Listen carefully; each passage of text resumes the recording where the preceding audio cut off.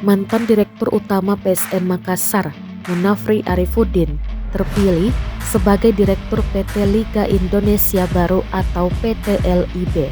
Api Sapan ex Dirut PSM Makassar itu pun blak-blakan mengungkapkan alasan dirinya menerima jabatan tersebut di PT LIB.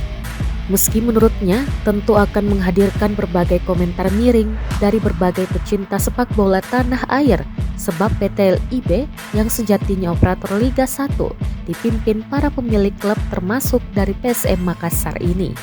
Sebelumnya PT LIB menggelar rapat umum pemegang saham atau RUPS luar biasa di Jakarta pada Selasa 15 November 2022 kemarin. Pada momen tersebut diagendakan pemilihan jajaran komisaris dan direksi PT LIB. Api mengaku sebagai sosok dari Indonesia Timur di jajaran direksi akan memacu adanya proses pembinaan berkesinambungan pada tim-tim di Indonesia Timur, mengajak pemerintah daerah yang memiliki potensi pengembangan sepak bola untuk membangun infrastruktur sepak bola di wilayahnya.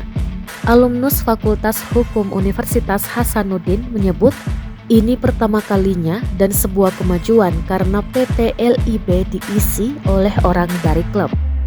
Dengan latar belakang dari klub, sebut Api, jajaran direksi PT LIB pasti tahu permasalahan yang dialami klub, tahu kondisi seperti apa mengelola klub, seperti apa susahnya menghidupkan itu klub. Untuk menyatukan persepsi perlu melibatkan stakeholder bagaimana bisa mencari jalan terbaik untuk menggulirkan liga.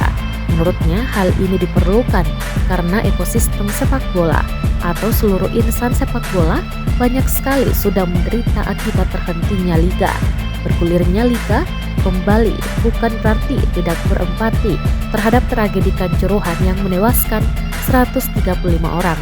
Namun, semua pihak harus berpikir ada kehidupan lain di dalam liga pada saat berjalan.